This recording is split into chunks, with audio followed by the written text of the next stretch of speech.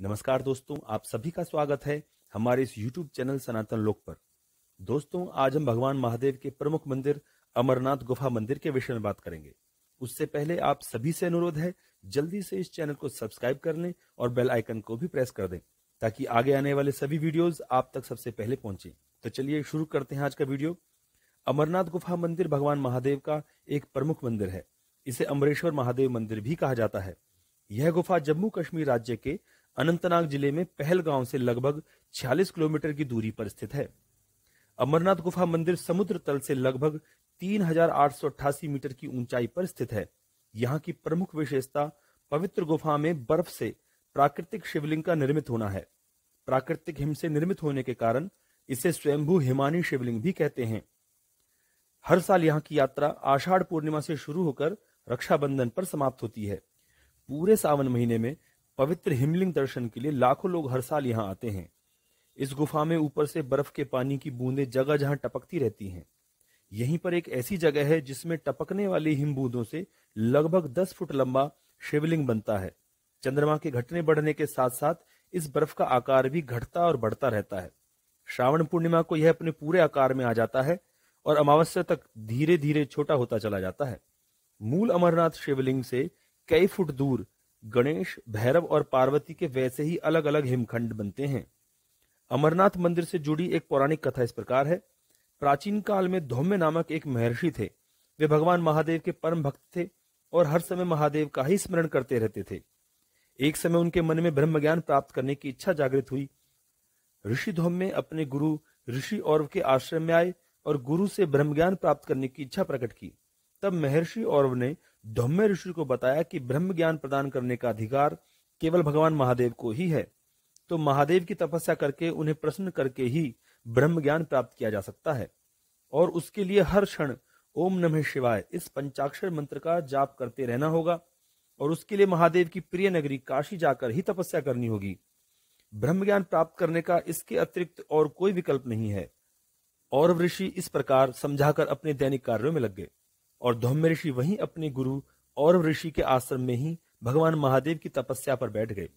जब और ऋषि को ज्ञात हुआ तो वहां आकर धौम्य ऋषि से कहने लगे कि मैंने तुमसे कहा था कि काशी जाकर ही तपस्या करनी होगी और तुम यहीं तपस्या पर बैठ गए हो। तपस्या से खड़े होकर काशी जाओ। किंतु धौम्य ऋषि तपस्या में लीन थे और ध्यान मग्न थे, तो उन्होंने कुछ भी नहीं सुना और वे पहले की तरह ही तपस्या में लगे रहे। इस पर महर्षि औरव को क्रोध आ गया और उन्होंने धौम्य ऋषि को श्राप दे दिया कि अपने गुरु की आज्ञा की अवहेलना करके उसी जगह पर बैठे हो। जाओ, मैं तुम्हें श्राप देता हूं कि कपोत अर्थात कबूतर बनकर हमेशा के लिए भटकते रहो। तभी उधर से महर्षि नारद जी आकाश मार्ग से जा रहे थे।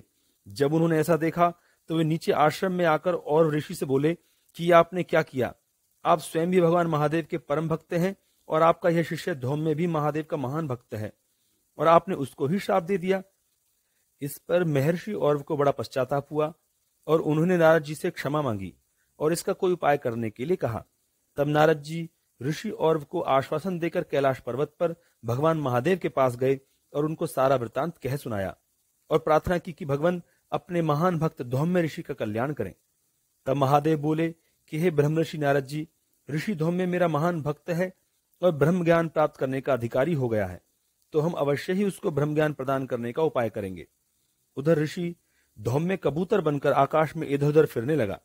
भगवान महादेव की प्रेरणा से माता पार्वती को भी ब्रह्म ज्ञान प्राप्त करने की इच्छा हुई और माता ने भगवान महादेव से ब्रह्म ज्ञान प्रदान करने के लिए कहा। तब महादेव बोले कि इसके लिए हमें ऐसे स्थान पर चलना होगा जहां कोई भी जीव हमारी बातें ना सुन सके, अन्यथा कोई पापी आत्मा भी इस कथा को सुनकर अमर हो सकती है और सृष्टि को नष्ट कर सकती है। तब भगवान महादेव और माता पार्वती कैलाश से इस गुफा की ओर चल दिए। रास्ते में भगवान महादेव और माता ने एक स्थान पर आराम किया तथा सबसे पहले नंदी को यहां छोड़ दिया। इस स्थान का नाम पहलगांव पड़ा। फिर जिस स्थान पर अपने माथे के चंद्रमा को छोड़ा उसका नाम चंदनवाड़ी पड़ा। इसके बाद जहां पर गले के नाग को छोड़ा वह शेषनाग है। जहां पर पिस्सियों को छोड़ा वो पिस्सू घाटी है।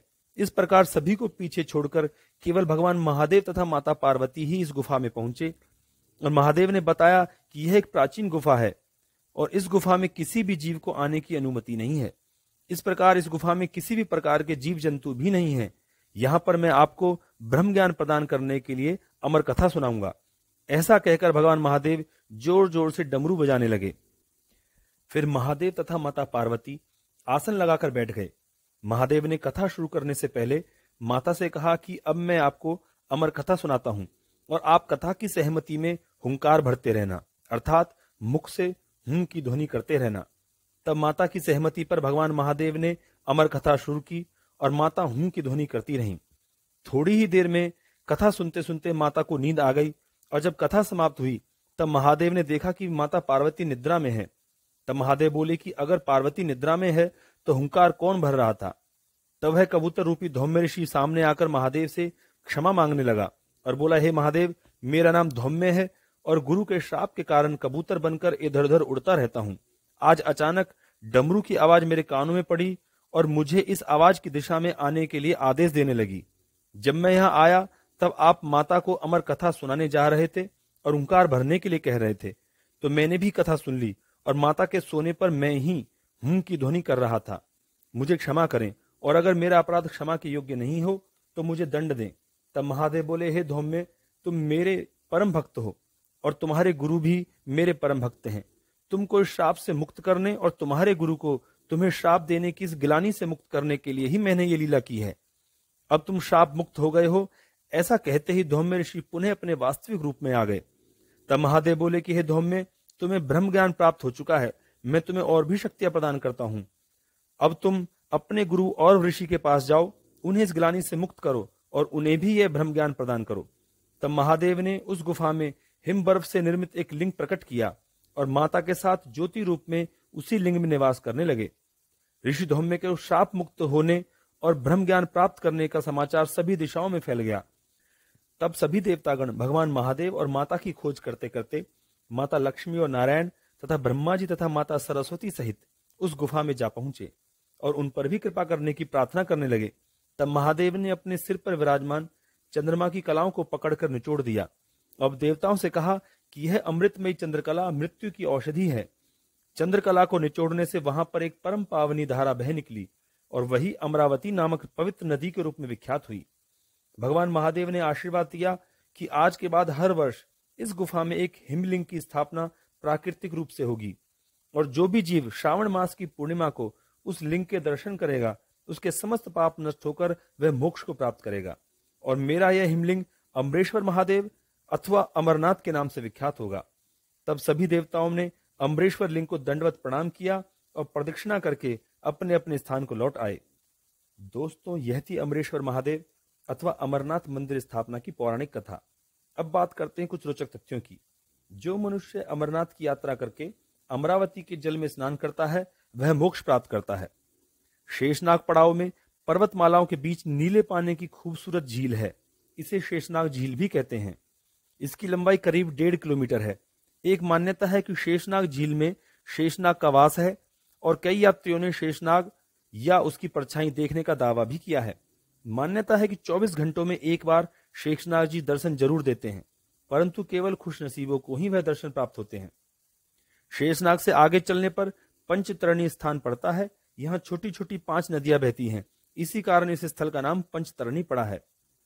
हर साल बनने वाले इस प्राकृतिक हिम शिवलिंग के दर्शन करने के लिए प्रत्येक वर्ष श्रावण मास की पूर्णिमा को देवगण तथा शिवगण भी कबूतर के रूप में भगवान महादेव की कृपा प्राप्त करने अमरनाथ गुफा आते हैं।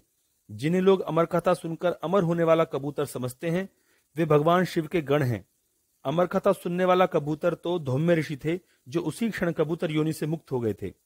श्रृंगी ऋषि द्वारा लिखित श्रृंगी संहिता में इस बात का प्रमाण है कि हर वर्ष भगवान शिव के गण ही कबूतर के रूप में दर्शन करने आते हैं। अमरनाथ गुफा की खोज बूटा मलिक नामक एक कश्मीरी मुस्लिम गडरिये के द्वारा 1850 में हुई थी। मान्यता के अनुसार एक बार बूटा मलिक नामक गडरिया रास्ता भटककर उस गुफा की तरफ आ गया, जहां उसको एक साधु मिला। उस साधु ने बूटा मलिक को सही रास्ता दिखाया और कोयले की भरी एक हाथ सेकने की सिगड़ी दे दी। घर पहुंचकर उसने कोयले की जगह सोना भरा हुआ पाया तो वह हैरान हुआ। उसी समय वह गडरिया उस साधु को धन्यवाद करने के लिए वहां गया तो वहां वह साधु नहीं मिला। तभी उसको एक विशाल गुफा दिखाई दी। गडरिया जैसे ही उस गुफा के अंदर गया तो उसने वहां पर विशाल हिम शिवलिंग देखा। उसने ये बात गांव के मुखिया को आकर बताई। समय के साथ यह स्थान के महत्व के बारे में लोगों को मालूम चला और लोगों का यहाँ आना जाना शुरू हुआ और यह स्थल एक तीर्थ स्थान बन गया। पहली औपचारिक अमरनाथ तीर्थ यात्रा 1872 में आयोजित की गई थी। तभी से सन 2000 तक इस स्थान की देखरेख बूटा मलिक के वंशजों के द्वारा ही की जा रही थी। उसके बाद सन 2000 में एक श्राइन बोर्ड की यहाँ स्थापना कर दी गई, जिसके बाद बूटा मलिक के परिवार को अलग कर दिया गया तथा यहाँ आने वाले चढ़ावे का 1/3 हिस्सा आज भी बूटा मलिक के वंशजों को दिया जाता है। दोस्तों, आज की वीडियो में बस इतना ही। आशा करते हैं आपको वीडियो पसंद आई होगी। वीडियो को लाइक कर दें और ज्यादा से ज्यादा लोगों को शेयर भी कर दें ताकि सभी लोग अमरनाथ की इस पवित्र कथा को सुन सकें। हम फिर मिलेंगे नेक्स्ट वीडियो में एक और प्राचीन मंदिर की स्थापना की कथा के साथ। धन्यवाद दोस्तों।